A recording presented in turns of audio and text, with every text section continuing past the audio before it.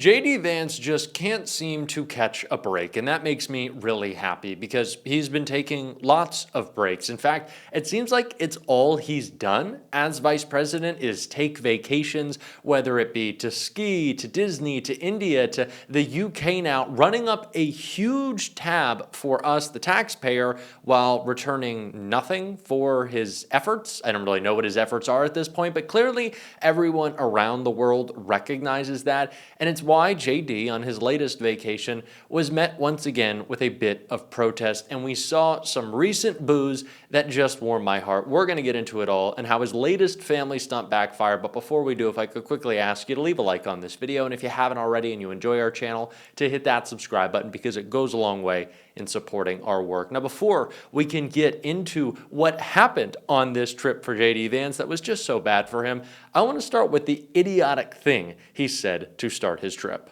I think the entire collective West, the transatlantic relationship, our NATO allies, certainly the United States under the Biden administration, got a little too comfortable with censoring rather than engaging with a diverse array of opinions. So that's been my view. Obviously, I've raised some criticism and concerns about our friends on this side of the Atlantic. But the thing that I'd say to the people of England or to anybody else, to David, is many of the things that I worry most about were happening in the United States from 2020 to 2024. I just don't want other countries to follow us down what I think was a very dark path under the Biden administration. So in the spirit of having a good conversation, and recognizing the secretary has a lot of things to do, unless you want to say anything else.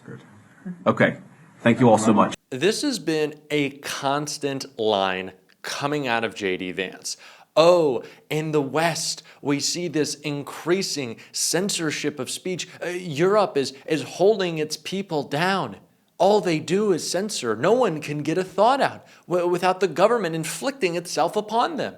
JD, are you aware that Donald Trump got Stephen Colbert fired for what I would put as deserved criticisms of this administration? Not overzealous attacks, no libel or lies, just reporting facts. Are you aware that your administration has jailed college students, my classmates, for simply speaking out against an ongoing genocide in Gaza that is being perpetrated with our own tax dollars? Yeah, and you think that free speech is under attack in Europe? No, JD, you are carrying out a campaign against free speech here in America. But of course, JD Vance doesn't care about that. He wants to inflict his lifestyle upon you and not live it himself. And it's not just that he wants to inflict himself upon people and the way they live their lives. He literally wants to move Earth to accommodate him, something that we saw happen on his birthday trip, the first of two huge humiliations when this went public. I want to see what JD Vance just did to celebrate his birthday, and then the bad reception he got on a little bit of travel. JD Vance went kayaking for his birthday. Secret Service had the river level raised. Vice President JD Vance's security detail had an Ohio river's water level raised last weekend to accommodate a kayaking trip he and his family took to celebrate his 41st birthday. The U.S. Secret Service said it requested the increased water flow for the Little Miami River, first reported by The Guardian, to ensure motorized watercraft and emergency personnel could operate safely while protecting the Republican vice president whose home is in Cincinnati. But critics immediately blasted the action as a sign of Vice President Vance's entitlement, particularly given the Trump administration's focus on slashing government spending. Richard Painter, who served as chief White House ethics lawyer under George W. Bush, said on X, "It's outrageous for the Army Corps of Engineers to spend taxpayer money to increase water flow in a river so that the vice president can go canoeing when budget cuts to national park services have severely impacted family vacations for everyone else." Oh, look at man of the people, JD Vance, literally changing the water level of a river to accommodate his trip. Now, all the time when presidents, vice presidents, or important elected officials are traveling, there are certain accommodations made for their safety. That's okay. But JD, maybe pick a different river? Are you serious? Maybe that is the simple solution here, is we go to a different river, or we have a different activity to celebrate your birthday that doesn't cost us millions of dollars, you inconsiderate imbecile. Ugh, it's just, he's gross. JD is gross, and everyone knows that. It's why he's getting a bad reception in his latest bit of travel. Vance faces cold reception as he kicks off British MAGA summer. Vice President JD Vance has kicked off his vacation at a luxurious $1,000 a week manor house in the picturesque British countryside, leaving locals none too pleased. Located in a tiny village in the Cotswolds in the southwest of England, one of the United Kingdom's 4 constituent countries, the property sits behind a 15-foot stone wall and boasts gardens of about 6 acres. Vance is every bit as unwelcome in the UK as Donald Trump. The Stop Trump Coalition protest organization, which picketed Donald Trump's visit to Scotland earlier this month, said of the VP's trip, according to the Daily Mail. We remember how the vice president cut his ski trip in Vermont short because he was so enraged by the sight of a few protesters, the group said, referring to the Veep's ski trip in February. We are sure that even in the Cotswolds, he will find the resistance waiting. Less than 14% of British adults hold a favorable view of Vance, according to the latest polls. His Friday lunch with UK Foreign Minister David Lammy, who was previously described the MAGA administration as being led by a woman-hating, neo-Nazi sympathizing sociopath, was picketed by demonstrators holding up a banner that read, "Fascism equals terrorism, JD Vance out." And it's not just in the UK where Vance was booed, also in Indiana as well. Guess who's here right now? JD is here, speaking with Governor Braun right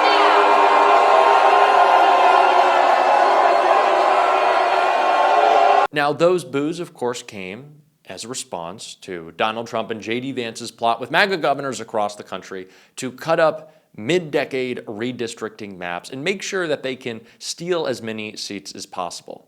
Not very popular. Just as unpopular as JD Vance's lavish and expensive vacations, which reminds me of a clip from just a couple years ago when people were pretending, and by people I mean idiotic Republicans, that Pete Buttigieg was running up a tab on the American people, and his response, something JD couldn't do, was perfect. Secretary Buttigieg, since taking the role, you've traveled quite a bit, including private flights. How often do you take private flights? So I assume by private flights you mean the use of government aircraft assigned to my agency, and I knew this might come up, so I brought some numbers. Since getting this job, I have taken 600, these are estimates, give or take a couple, but I've taken 638 flights. And any of those commercial? Say about that? Any of those commercial? 607 of them were commercial, 10 of them were on military aircraft such as Air Force One, and 21 of them were on FAA aircraft, representing about 3% of the flights. What was there was a Freedom of Information request made of your office to reveal the costs of the travel. Have you provided those costs? I'd have to check back with the office to see how on the traffic, but I can tell you that, yeah, we're going to comply with all FOIA As I understand, it's been months requests. and you've not provided the financial numbers for that travel. Okay. Again, I can check on the status of a FOIA request, but I can also... You'll commit to providing that information? We will always comply with FOIA. But I appreciate the chance to discuss this because I can't help but get the sense that some people want to make it sound as if I don't Mr. travel most of Secretary. the time on commercial aircraft, which of course is untrue. Yeah. Mr. Secretary, I think the irony for most people in my district is that they're being told that they're going to have to convert to electric vehicles to reduce their carbon footprint, and yet not everyone gets to travel the way that you do. Just once again, the way I usually travel is in economy class aboard an airliner like everybody else. When we do it differently, it's often because it will save taxpayer money. I want to get on. I'm so glad you asked this because items. I'm kind of excited to share some of the Secretary details. Now, I would like to know what that Republican member of Congress thinks of JD Vance's lavish vacations, all the money he's spending on travel for him and his family. Oh, they've said nothing. What a surprise. Not shocking to me. Not a surprise that Republicans are always willing to cover for each other. And that is apparently Vance's only job right now. Take a couple of ski trips, visit Martha's Vineyard, and then maybe we cover up the Epstein files a little bit. Make sure those are all covered up. And we saw some reporting on that from our friends at MSNBC right here. Because yesterday, JD Vance called it fake news. He said the reporter who got the scoop needed to get better sources. They kind of love that explanation from the Trump administration. Specifically in response to the reports that he, FBI Director Kash Patel, and Attorney General Pam Bondi were going to have dinner at the vice president's residence to discuss strategy on Trump's Jeffrey Epstein problem. Specifically, and quite definitively, I will say, Vance said, quote, in the Oval Office, by the way, "We're not meeting to talk about the Epstein situation." Now, I mean, CNN had 4 sources saying that the meeting had been moved or rescheduled. Reuters had a source saying the meeting had been canceled altogether. That is how aggressively Vance, Patel, and Bondi and all of their spokesfolks tried to deny the reports that they were going to hold a highly inappropriate and, frankly, pretty offensive meeting last night to discuss strategy between the White House and the supposedly independent Department of Justice on how to address the Epstein fallout. It turns out it wasn't fake news at all. It wasn't rescheduled. It wasn't canceled. NBC News reports that that meeting did, in fact, happen last night at the White House.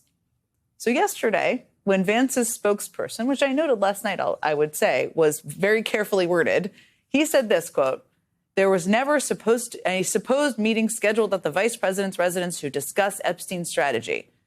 He really just meant it was in a different location. Because a person close to the White House tells NBC that Vance, Bondi, and Patel all met last night for dinner at the White House, and they did, in fact, discuss Epstein.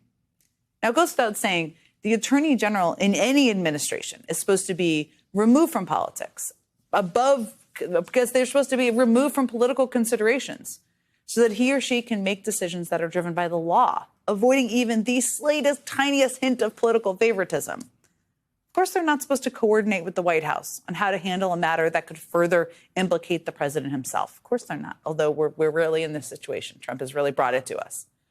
And in the past, though, even the illusion of coordination has made MAGA world go completely crazy.